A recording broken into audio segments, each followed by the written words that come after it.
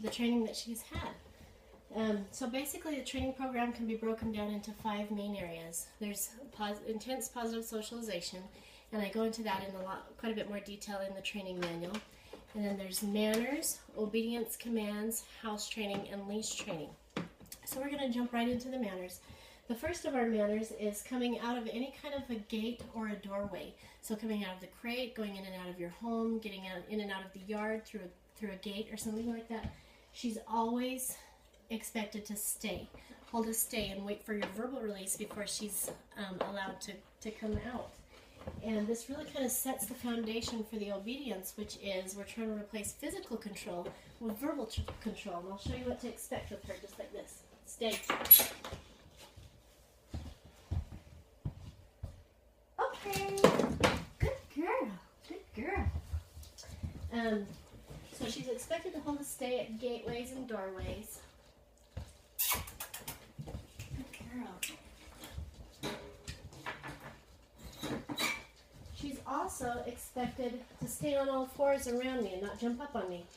And just like that, she's expected to sit automatically for greetings. So whenever she comes up to me, approaches me, makes eye contact with me, or just doesn't know what else to do, kind of as a default behavior, without me asking, I just want her to sit. And that does a couple of things for us. Number one, it plants them in one place so they're not running all around. And number two, when their hind end goes down, their eyes come up and look to us, and then we have their attention. And then also it's kind of a preventative measure to keep her from learning to jump up on you or put her paws on you. So make sure you continue to ask for that and hold her to that expectation. Good girl. So gates and doorways, sitting automatically for greeting, jumping up. You want her to stay on all fours. Another manner that she's been taught is to be very, very gentle with her mouth and to use her lips and her tongue to take things from your hand rather than her teeth. And if she ever gets grabby for whatever reason, she's competing with another dog, for example, or you have something really yummy in your hands, just hold on to whatever it is you have and say gently, and expect her to be very, very soft with her teeth. So another one of her manners is, let me find her toy. What is her toy here? Oh, it's in my pocket. So she's expected to drop things on command and release things to you. Actually open her mouth and release it to you on command, rather than having to pull things out of her mouth. Okay, ready?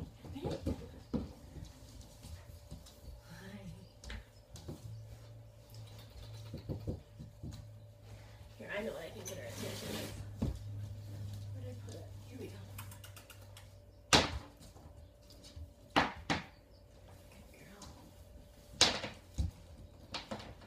Drop it. Good girl. So you just say drop it, and you want her to open her mouth and release that to you. So another one of her manners, good girl, is her mealtime manners. She's very motivated by her meal times and by food. So just every time you feed her, and this just happens during the natural course of the day, ask her for a sit and a stay. Stay.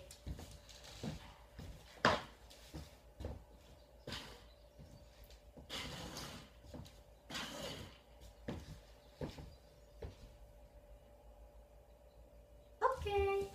Before you give her the verbal release and allow her to go eat. And you'll notice that I use okay as a release word, and I also use it as my marker to mark a behavior and let her know that's the correct behavior and that she's all done, nothing more is expected of her. Good girl, good girl. Sit, sit, stay.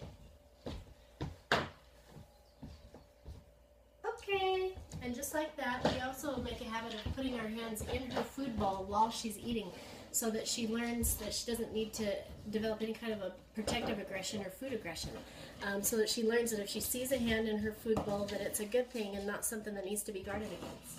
And we really recommend that you keep up with that as well. Just slip a treat in or give her some love, take it away, give it back to her, so she doesn't feel the need to guard against anybody approaching her while she eats, which is a very, very common and very natural things for dogs to learn how to do. So going on to her obedience commands, we're going to show you come, sit, stay, down, down, stay, crate, drop it, watch me, and go to bed. Come. Okay, good girl. So come is one of the most important commands that she's ever going to learn. It's a foundational command, which means we've taught it to her from the very beginning. And you want to make sure it's unfortunately usually one of the first commands that people kill. And the reason for that is most people don't need their dogs to come to them unless they want to do something that is not inherently rewarding to their dog. What I mean by that is, okay, come, it's time to leave the park, it's time to be done playing with your friends. Come, I need you to get off, you know, whatever it is that you're playing on or you know, playing with. We usually don't call them to us unless we're doing something that they don't like. So they quickly learn to associate a negative feeling with the word come, and we always want to keep it positive. So 2 things: never call your dog to come to you, especially the first little while. This is really, really critical. You're not going to have to do this forever and ever, but for the first little while that she's at your house, make sure you're in a position to reward and to enforce. So what I mean by that is always have something handy that's inherently rewarding to her, food or toys. She's very toy motivated, or you know, just affection and attention. That's rewarding in and of itself. So reward and enforce, which means for the first little while, make sure you have a leash attached, and that way if she hesitates for whatever reason, you can just give her a little tug and reel her in to you, so that she knows that that command is never an option. She is always expected to follow through with that. So that's come. And that brings us to the first of our 3 hand signals. She's learned 3 hand signals here. Sit. The first is a little scoop up over the nose, just like that. That's a sit. And if it helps you to remember, that's how we taught her to sit, is we would lure her nose up until her hind end went down, and then we would reward her. Good girl. So just a little scoop up over the nose. That's a sit. The second hand signal is a stay. It's just a stop sign, just like this with your hand. Stay.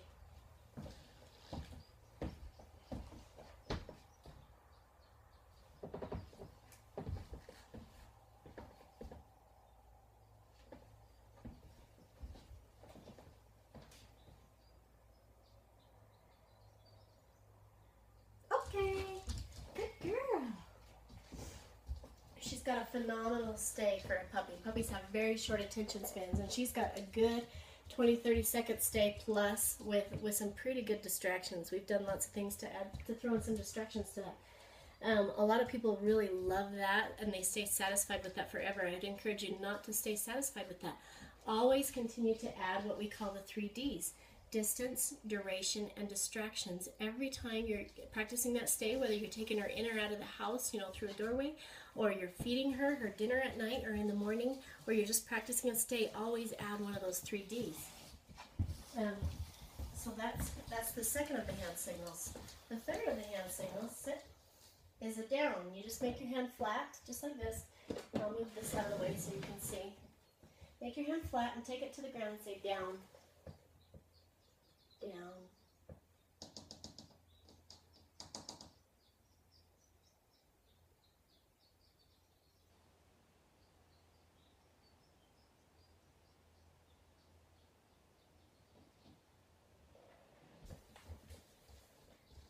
Okay, good girl, good girl. And that illustrates a good point there, that if she ever hesitates for whatever reason, you saw that she hesitated there, our natural tendency is we want to jump in and say, when we want to jump in and say, down, down, and try to get him to go down. Don't do that. Do exactly what I did right there. Just wait. Just wait for her. If she starts to get distracted, you saw her eyes started wandering up to, I think there was a moth or a bird up in the window that she was looking at, then bring her back in, get her attention back with you, ask for it again, and then just wait, and she'll figure it out. And then when she goes down, then you reward her. So yeah, if you jump in and try to save her and try to ask for it again and again and again, then she's going to start becoming more and more dependent on you to do that, and she's going to expect you to say down, down, down, down, and that's not what you want her to do. You just want to say it once and have her follow through. So yeah, she did an excellent job. And now we're going to show you her down stay. She'll stay in the down position too. Sit, down, down,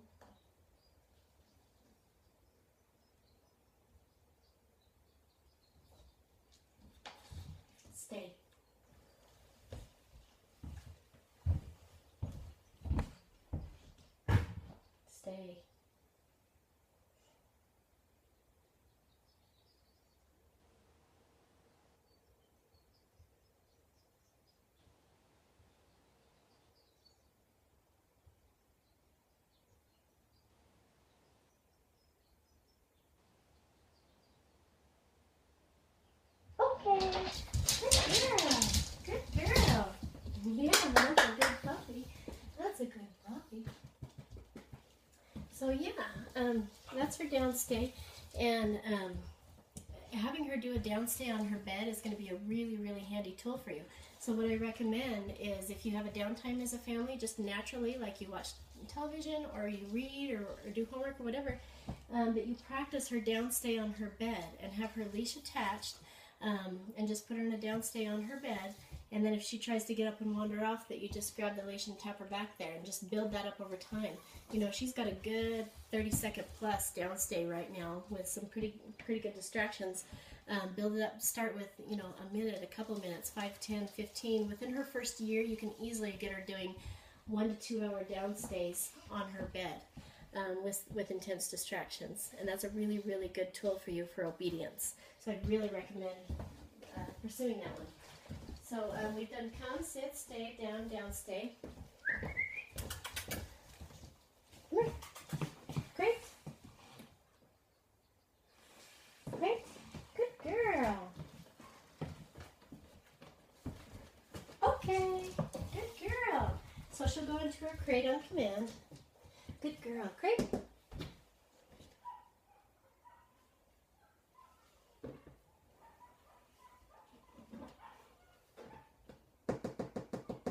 Great. Great. There you go. There you go. Good girl. And if she hesitates to, just like I did there, just toss a little something in for her to chase and go in and just say crate at the same time. There you go. That's a good girl. Good girl. Stay. Stay. Okay. Good. But a lot of time and care has been put into teaching her to be comfortable and to relax in her crate. And the reason for that is the crate is going to be one of your most handy tools that you're ever going to use, especially as a puppy.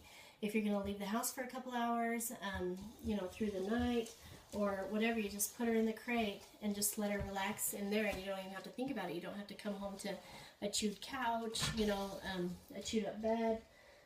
Potty training accidents. There's all kinds of dog drama, is what I call it, that you can avoid just by continuing to use your crate on a regular basis. So make sure you take advantage of that tool. What do you hear, huh? What do you hear? Good girl.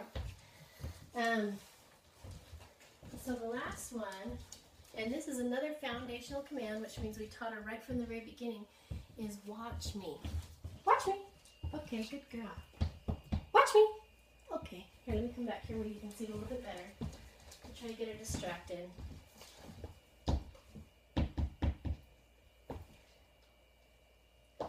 Watch me! Okay, good girl. Good girl. That's a really good exercise to do with watch me, is to drop a treat on the ground, and when she goes for it, then say watch me, and expect her to break her focus on the treat that's on the ground and put it on you, and then reward her and lift up your foot and let her eat what's on the ground. Anyway, so watch me. This can be a life-saving command. This is a really, really critical one. You know, she's headed out into traffic, she's chasing the neighbor's cat, you drop something on the floor that you don't want her to get, whatever it is. You just want to be able to get her eyes, and you want her to do it snappy, and you want her to never ever fail on that one. So I really recommend that you practice this one several times a day and always follow through with a high value reward of some kind. Just make it rewarding for her so that in that critical moment she'll never fail. And the reason this works so well is because dogs, psychologically, they're not designed like us. We as people, we're natural multitaskers. We can be thinking about one thing and focus on one thing and be thinking about something completely different at the same time. Well, dogs aren't designed that way. Whatever they're looking at, whatever their eyes are thinking about is where their mind is 100%.